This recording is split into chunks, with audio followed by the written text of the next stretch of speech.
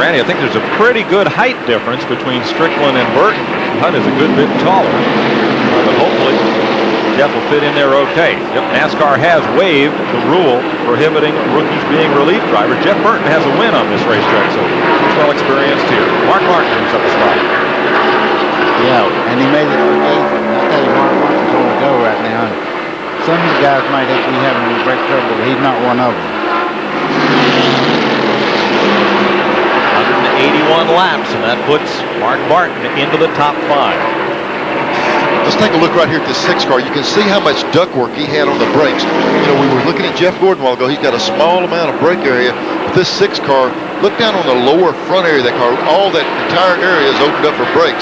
I don't think he's going to have a problem with them. A lot of air there. But Mike, you know yourself, Jack Roush, the 24 hours a Daytona, all the road racing he does, he's in good shape. So Martin rides the brakes into turn number 1. Buddy, how much of that is to slow the car and how much of it is to set the nose going into the corner? Okay, you watch him go down the back straightaway here.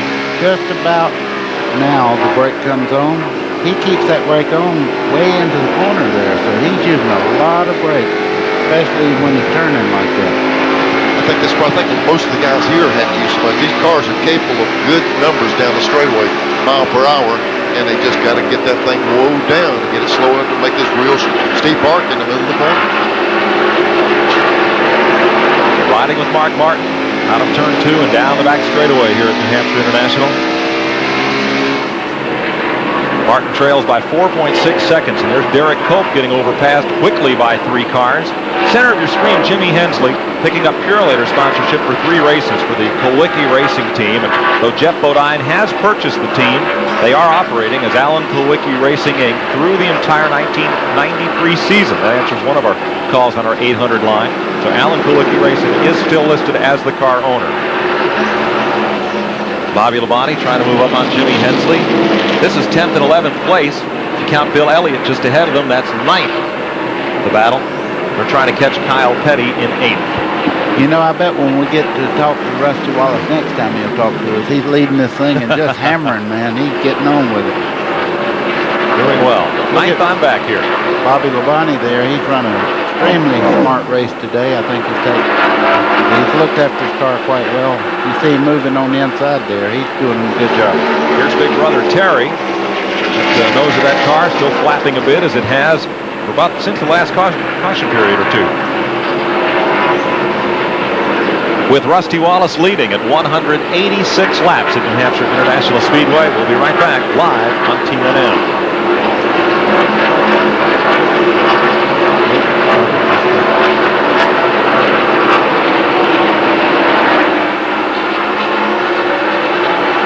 Look at this.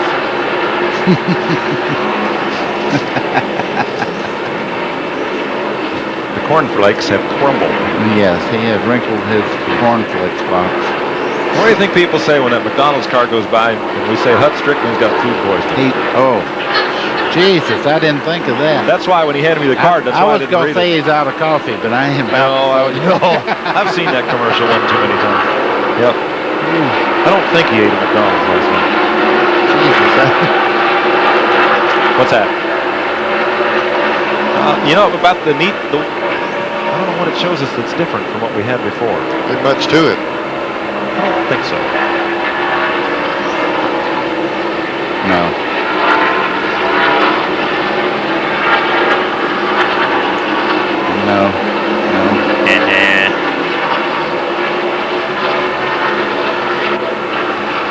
You are all right. Well, then let's do it and get it done. We got to do it. Let's do it. You are one ugly race car.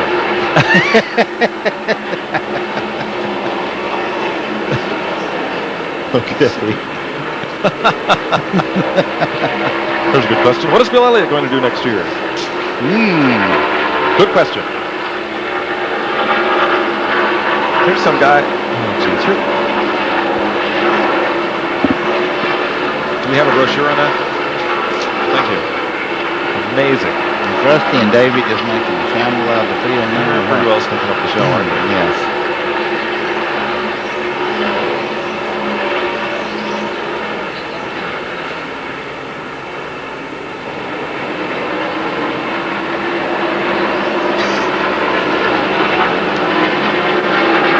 Set high in the White Mountains at the foot of the Presidential Range is the Mount Washington Resort, the ski area and the Cog Railway. Cogging along here, Rusty Wallace. He and Davey Allison are doing their best to stink up this show. I mean, we got a good competitive race here, but two cars hit the handle on a flat track and begin to pull off and away. Speaking of railways, these two are on rails anywhere they want to go. And that once Rusty got out front, he's moving away. We talked about the Labontes. Here's a brother act. Jeff Bodine in the Motorcraft Ford and Brett Bodine in the Quaker State Ford. They are in 12th and 13th positions. Jeff, who won at Sears Point, 3 top 5 finishes. And Brett Bodine. And the third car in the Rick Mast, he's still running quite well. Yeah, that's a Skoll Classic Ford of Richard Jackson. Brother car owners, as opposed to brother drivers. And Rick Mast currently is in 20th spot, 1 lap down.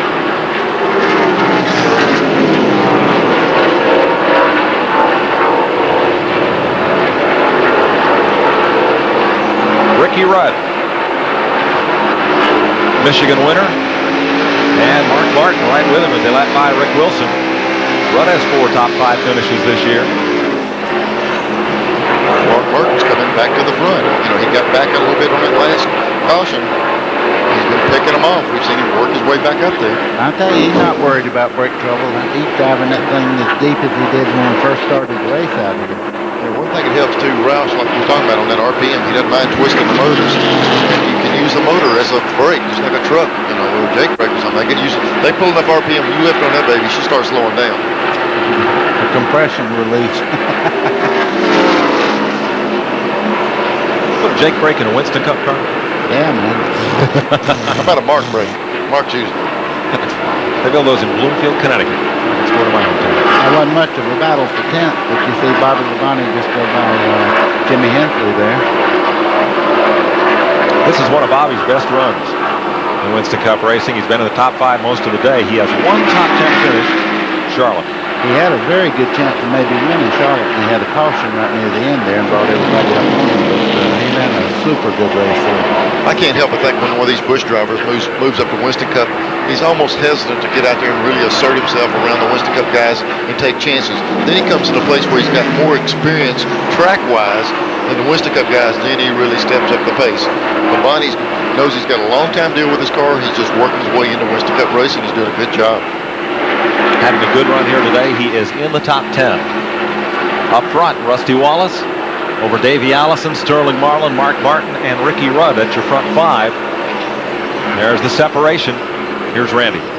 Well, I'll tell you, Davey Allison is talking to his crew as he goes down the straightaways. It's amazing to me.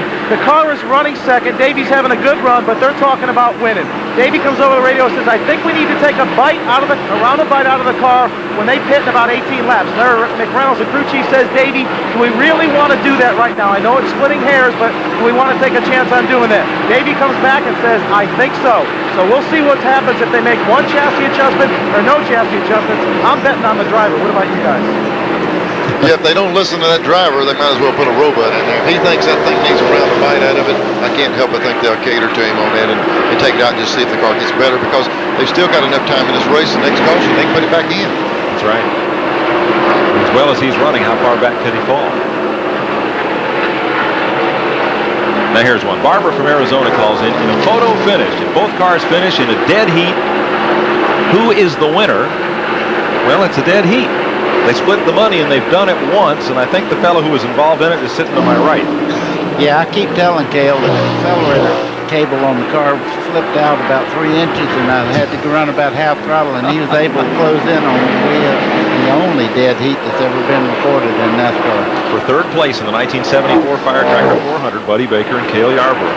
Then they split the 3rd and 4th place money. You know, I don't even remember. I think we both got paid. Yeah, I believe they exactly did. What they did. Yeah. Shows you how important money was to you, buddy. You didn't even notice. Man, I just love the sport. I never did go in this thing and make a lot of money, and I managed to do just that.